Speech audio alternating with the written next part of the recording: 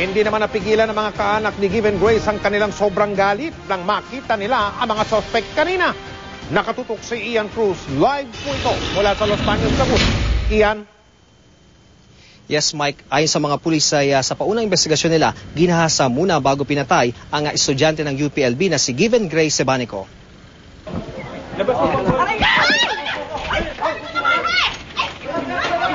Nag-aalipuyong damdamin at di na napigilan ng galit ng kaanak ni Given Grace Sebanico nang makita nila kanina ang mga suspect sa pagpatay at panggagahasa sa 19 na taong gulang na dalaga. Ngayon lang doon nila nakumpirma sa mga pulis na may indikasyong ginahasa pa si Given. Nagkagulo pero nailayo rin ng mga pulis ang mga suspect. Ang isang suspect tumakbo papasok sa selda, makaiwas sa galit ng mga kaanak. Nakilala namin ang menor de edad na naging susi ng pulisya para matunto ng mga suspect. Ang bata raw ang kusang lumapit sa mga pulis. Sa panayam ng GMA News, sinabi ng menor de edad na nag-backride siya sa tricycle ni Percival de Guzman noong Lunes ng hapon hanggang madaling araw ng Martes. Kasama raw nila isang security guard ng bangko. Umikot sa Umali Subdivision kung nasaan ang mga dorm ng mga estudyante ng UPLB. Kwento niya, nakita raw niya nang kunin ng isang babae at ng isa kaito sa tricycle. Sa may harap po ng abogado, doon po nila inano yung babae. Tapos yun po, yung hinawakan na po yung babae, tapos hinawakan po sa bunganga. Tinutukan po ng baril sa likod, nanakbo na po ako. Nananakbo po ako, nakita ko po, sinakay po nila sa loob ng tricycle. Nakilala ng menor de edad ang tricycle driver na si Percival de Guzman nang dalhin ito sa police station matapos ireklamo dahil lasing at nagwawala sa isang barangay. Nakuha pa kay de Guzman ang cellphone ni Given. Kanina, isinailalim sa interrogasyon si de Guzman. Inamin daw nito sa mga investigador na kasama siya nang dukutin, gahasain at patayin si Given. Ang security guard ng isang bangko na si Lester Ivan Lopez Rivera ang kasama niya. Pero hold up lang daw sana ang pakay nila. Sa Agri Park daw din nila si Given na lumalaban. Pero ayon kay de Guzman, ang security guard na si Rivera ang sumuntok sa biktima.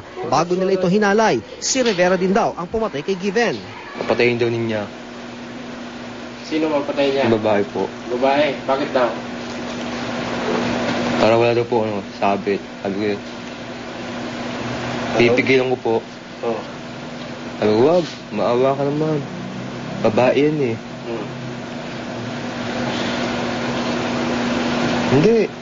Sabi nito, walang awa-awa. Sabi mo niya. Pero itinanggi ng security guard na si Rivera na hinalay niya ang biktima. Ang tricycle driver na si Guzman daw ang gumawa nito. Aminin ko, ako ang pumatay.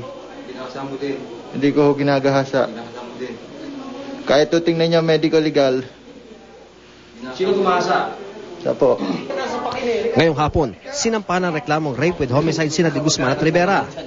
According doon sa report natin, initial report natin doon sa SOCO, may ginasa talaga, no? May impact, may semen, presence ng semen doon. At the same time, actually, nagkwento na to si Percival.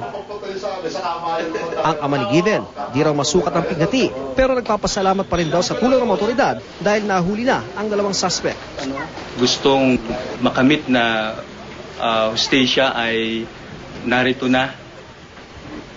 Hindi na namin mababago ang sitwasyon. Our daughter is dead, but the justice is ours. Sugat o tama. Mike, ayon nga kay Laguna Police Director Senior Superintendent Gilbert Cruz, hawak na rin nga nila yung kalibre 38 baril na hinihinalang ginamit ng gwardyang si Rivera sa pagpatay kay Given Grace. Nabarid na isinurrender daw ito ng gwardya sa kanilang OIC isang araw matapos ang pagdukot nga kay Given Grace. Dalawang beses raw Mike pinaputok posible yung baril at sa ngayon daw ay may 3 pa itong live bullets. Mike? Maraming salamat, Ian Cruz.